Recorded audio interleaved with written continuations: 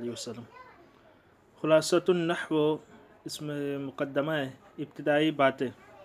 علم نحو کی یہ بہت ہی بہترین کتاب ہے۔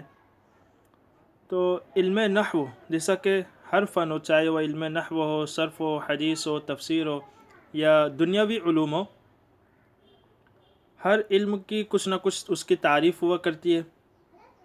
جو بھی فن ہوگا اس فن کی کچھ نہ کچھ تعریف ہوگی، اس علم کی اس کا کچھ نہ کچھ موضوع ضرور ہوگا اور اس کی کچھ نہ کچھ غرض ضرور ہوگی۔ تو ابتدا میں وہی چیزیں بیان کی جاتی ہے۔ تو یہ کتاب چونکہ علم نحو کے متعلق ہے، تو پہلے علم نحو کی تعریف کریں گے، پھر اس کا موضوع، پھر غرض و قواعد، اور اس کا نام علم نحو کیوں رکھا گیا، اس کے چند وجوہات بتائیں گے، اور کون کون ائمہ جو نحو کے امام تھے جن کو امام النحات کہا جاتا ہے، ان کے متعلق کچھ بتائیں گے۔ تو سب سے پہلے تعریف کریں علم نحو کی۔ ایسے قواعد کا علم جن کے ذریعے اسم، فعل اور حرف کے آخر کے احوال اور ان کو آپس میں ملانے کا طریقہ معلوم ہو۔ میں چونکہ کہیں اگر تشریح زیادہ نہ ہو تو اس لیے نہیں کروں گا، کیونکہ ہم لوگ نصاب النحو تو پڑھ چکے، تو اس میں بھی ملتی جلتی باتیں آئیں گی، کچھ تھوڑا بہت ڈفرینس فرق رہے گا۔ تو اگر آپ لوگوں کو کچھ تفسیر کم لگے تو آپ وہاں سے سن لیں، کیونکہ اس میں الحمدللہ میں نے تفسیر کے ساتھ بیان کیا ہے۔ تو علم نحو کی تعریف، ایسے قواعد کا علم، قواعد یہ قاعدے کی جمع ہے، ایسے قواعد کا علم جس کے ذریعے اسم، فعل اور حرف کے آخر کے احوال اور ان کو آپس میں ملانے کا طریقہ معلوم ہو۔ اسم، فعل، حرف، ان کے آخر کی حالتیں معلوم ہو کہ اس کے آخر میں کیا حالت ہے، یعنی کب زبر آ رہا ہے، کب زیر کیا آ رہا ہے، وہ سب ہمیں علم نحو سے پتہ چلتا ہے۔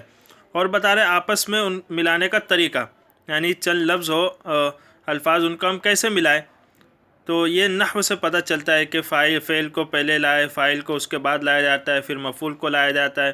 تو یہ سب طریقے جو یعنی کس کو جملہ کیسے بنایا جاتا ہے، یہ سب طریقہ ہمیں علم نحو سے پتہ چلتا ہے۔ اب علم نحو کا موضوع کیا ہے؟ تو علم نحو کا موضوع کلمہ اور کلام ہے۔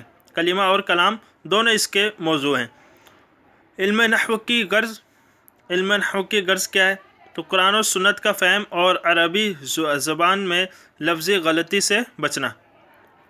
قرآن اور سنت کو سمجھنے کے لیے، چونکہ بعض لوگ غلطیاں کر دیتے ہیں، چونکہ سب تو عربی ہے نہیں، سب عربی جانتے ہیں نہیں، تو قرآن چونکہ عربی میں ہے، اب کچھ لوگ اعراب بھی حالانکہ لگے ہوئے، پھر بھی کچھ لوگ اس کو صحیح سے نہیں پڑھ پاتے ہیں۔ اب پہلے تو اعراب نہیں تھے، اس لیے اس کو رکھا، علم نحو کو وضع کیا گیا، تاکہ جو لوگ آسانی سے جن کو پڑھنے میں دشواری ہوتی ہے وہ آسانی سے پڑھ سکیں۔ تو علم نحو کی غرض کیا ہے؟ قرآن و سنت کا فہم، یعنی اس کو سمجھنا، اور عربی زبان میں لفظی غلطی سے بچنا۔ جب ہم عربی زبان کتابیں وغیرہ پڑھیں تو اس میں لفظی غلطی نہ ہو، جیسے کہ الحمد ہے، الحمدللہ رب العالمین، تو کہیں کوئی الحمد یا الحمدہ یہ نہ پڑھ دے۔ اب بتا رہے تسمیہ اور وجہ تسمیہ۔ تسمیہ یعنی کہ نام، علم نحو کا نام، اس کا نام نحو کیوں رکھا، نحو ہے، اور وجہ تسمیہ یعنی اس کا نام نحو کیوں رکھا گیا، اس کی وجہ کیا ہے۔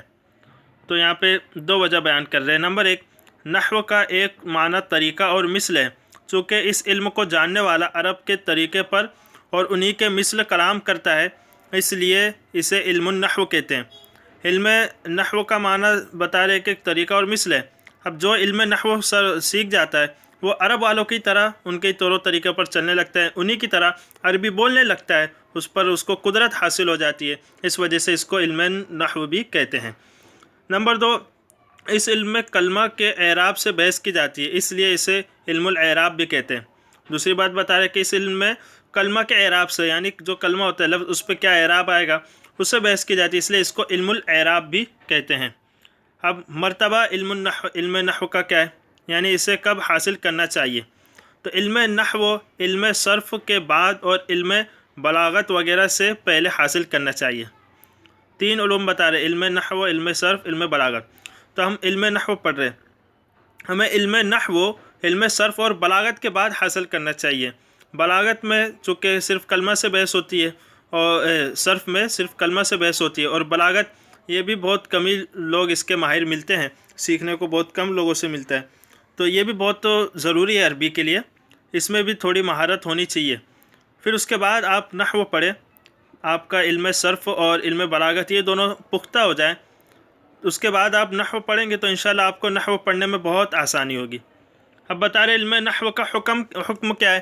علم نحو کا حاصل کرنا واجب علی الکفایہ ہے، یعنی کسی ایک چند لوگوں نے حاصل کر لیا تو سب بریوز ذمہ ہو جائیں گے، اور آج کل ہر جگہ اتنے لوگ پائے جاتے ہیں کہ جو علم نحو کی معلومات رکھتے ہیں۔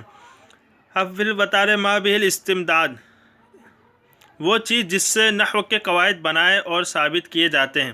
نحو کے قواعد بنانے اور ان کو ثابت کرنے کے لیے قرآن و حدیث اور خالص کلام عرب سے مدد لی جاتی ہے۔ آپ قرآن شریف سے مدد لیں، حدیث سے لیں اور کلام عرب سے مدد لیں، وہیں سے آپ کو اگر نحو صرف سیکھنا ہے تو آپ وہیں سے سیکھ سکتے ہیں، دوسری کوئی زبان سے آپ نہیں سیکھ پائیں گے، کیونکہ عربی میں یہ ہے، عربی کے یہ قواعد ہے۔ علم نحو صرف یعنی عربی کے گرامر ہے، اس کے قاعدے قوانین ہیں، تو آپ یہ قرآن اور حدیث یہ دونوں عربی میں ہی ہے، اور کلام عرب یہ سب کے ذریعے آپ علم نحو پکا کر پائیں گے۔ اب علم نحو کا واضح یعنی بنانے والا، تو اس میں 3 نام پیش کر رہے ہیں۔ علم نحو کے واضح میں 3 نام آتے ہیں۔ سب سے پہلے خلیفہ ثانی سیدنا عمر بن خطاب رضی اللہ تعالیٰ عنہ، آپ کا بھی نام واضح علم نحو میں آتا ہے۔ اس میں روایت ہے کہ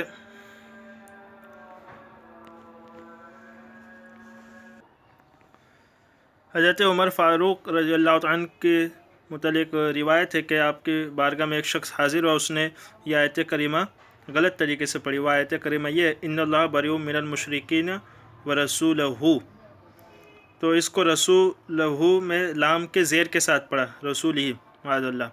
تو اسی کے متعلق پورا ایک طویل واقعہ، اس کو انشاءاللہ میں پھر کبھی پیش کروں گا۔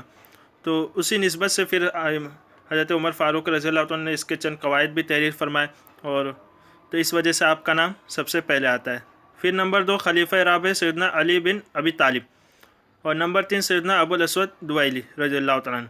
تو پہلے 2 جو نام آتے ہیں واضح میں وہ صحابی رسول ہے، ایک تو خلیفہ ثانی حضرت عمر اور خلیفہ رابع حضرت علی بن ابی طالب رضی اللہ عنہ، اور تیسرے جو نام آتا ہے سیدنا ابو الاسود دوائلی، یہ تابعی ہیں۔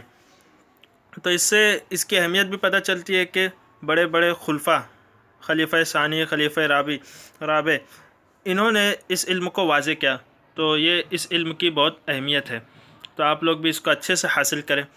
اب بتا رہے مشہور نحات، اس علم کے مشہور ائمہ اور ماہرین، تو چونکہ بصرہ اور کوفہ میں بہت علماء تھے، اور وہیں سے زیادہ تر مشہور ہوئے علماء بھی، بڑے بڑے ائمہ کرام بھی نکلے، تو وہاں پہ 2 جماعتیں ہو گئی۔ ایک تو بصرہ کے جو علماء تھے ان کو بصریین کہنے لگے، اور جو کوفہ کے رہنے والے تھے ان کو کوفیین۔